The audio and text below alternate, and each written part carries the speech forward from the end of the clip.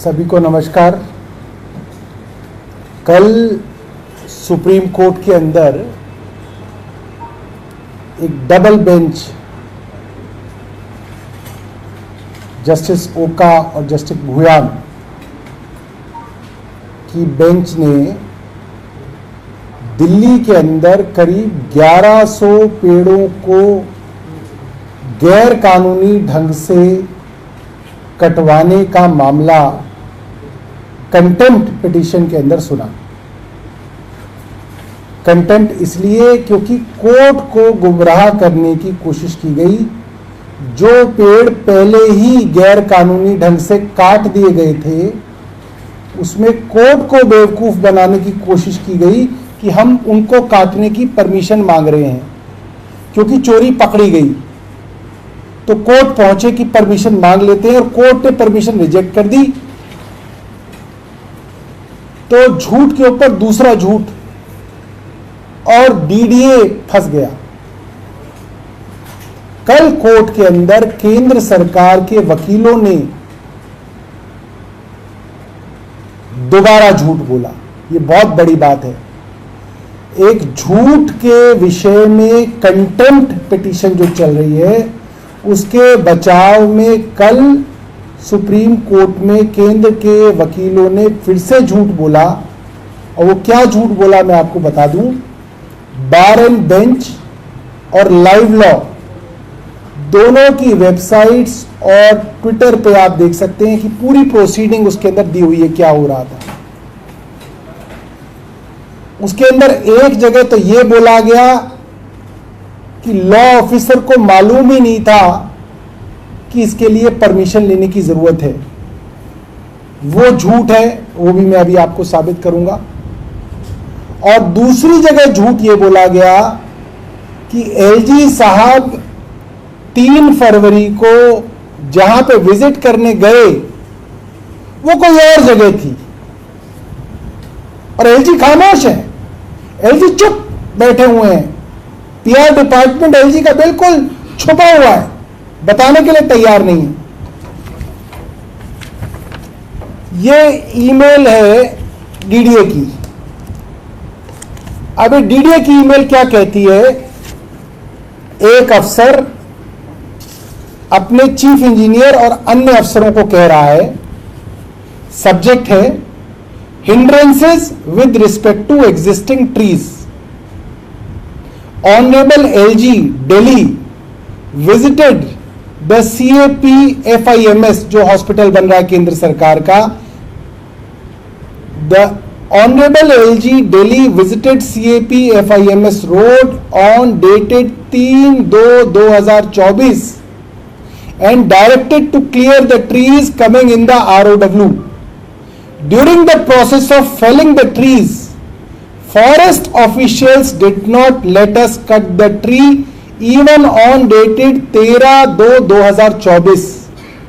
Forest ranger came at site and did not permit on account of non-approval of the competent authority. But after perusal, they permitted us verbally to cut and fell the trees from today, that is 14/2/2024. अब इसमें कई बातें साफ होती है। पहली बात, LG साहब की डायरेक्शन थी कि इन पेड़ों को गिराओ, ये साफ है।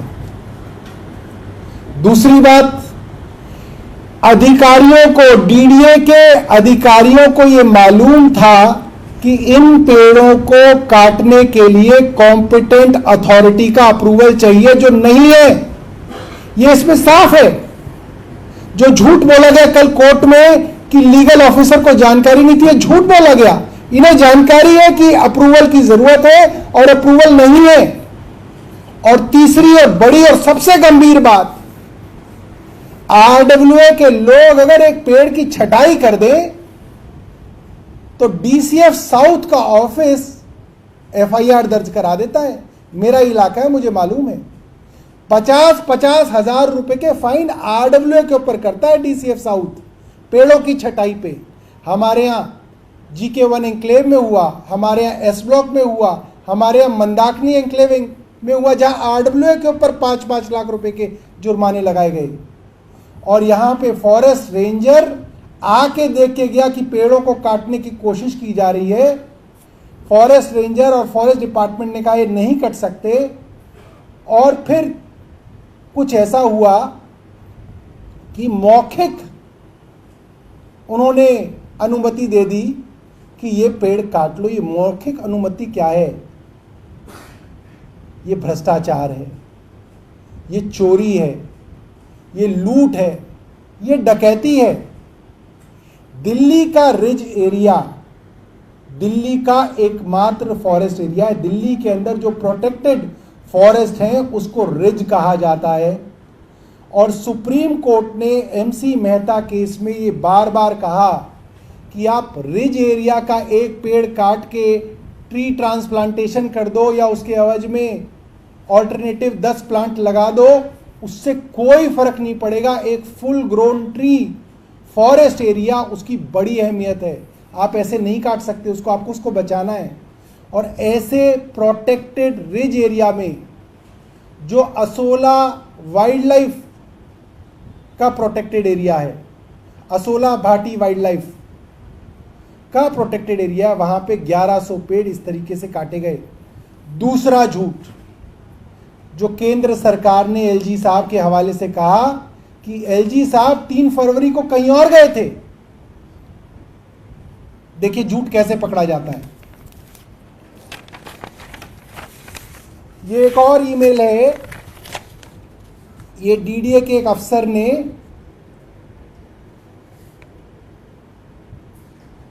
दिल्ली गवर्नमेंट के डायरेक्टर को लिखी है और कई बड़े अफसरों को लिखी है।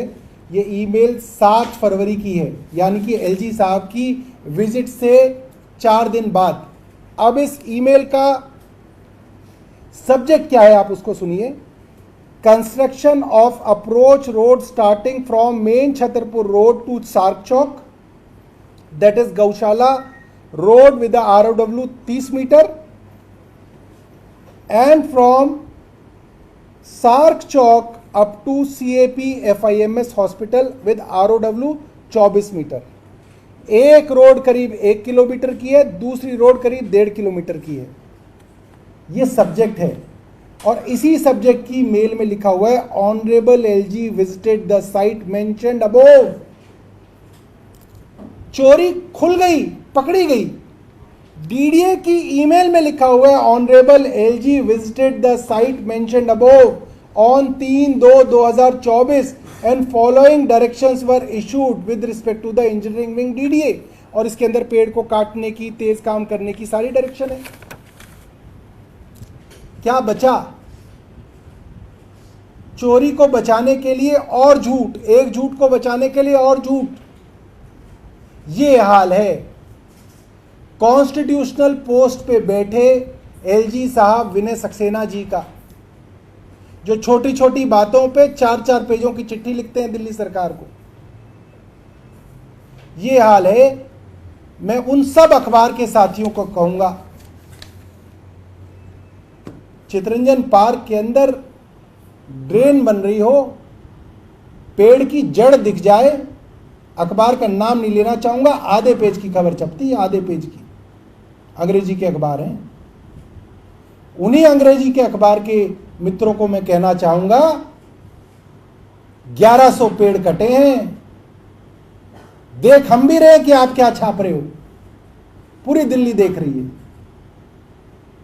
दोस्ती निभाइए, मगर कम से कम दिल्ली के लिए तो बात कीजिए। जो एनवायरनमेंट के बारे में इतना लिखते आए हैं, वो 1100 पेड़ों के कटने पे ऐसे चुप बैठे हैं, ये बात अच्छी नहीं लगती। इसके ऊपर काम करने की ज़रूरत है और साफ साफ सबूत है, मैंने आप लोगों को दिखाए और मैं व्हाट्सएप पे भी डालूंगा, उसको आप लोग करिए।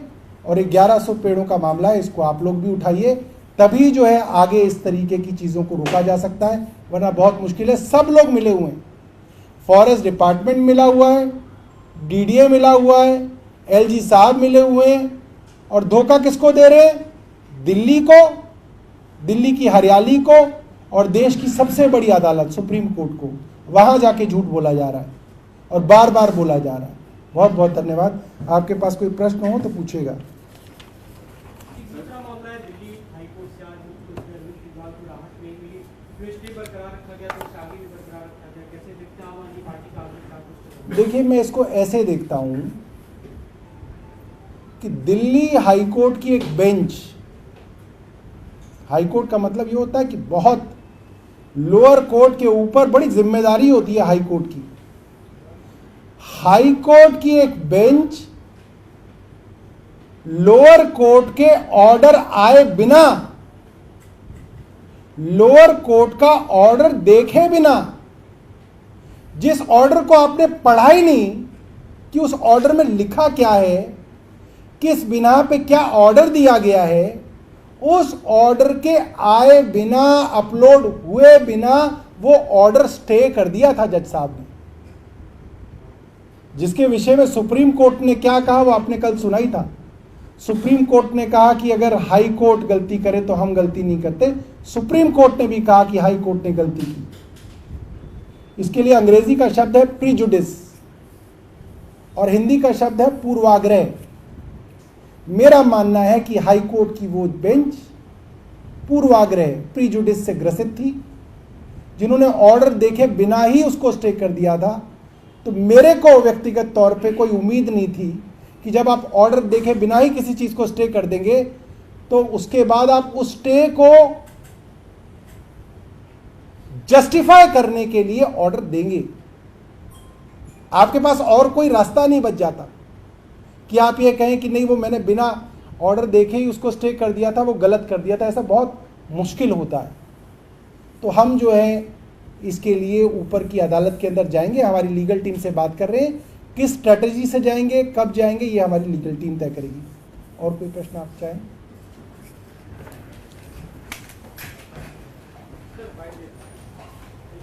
संदीप भाई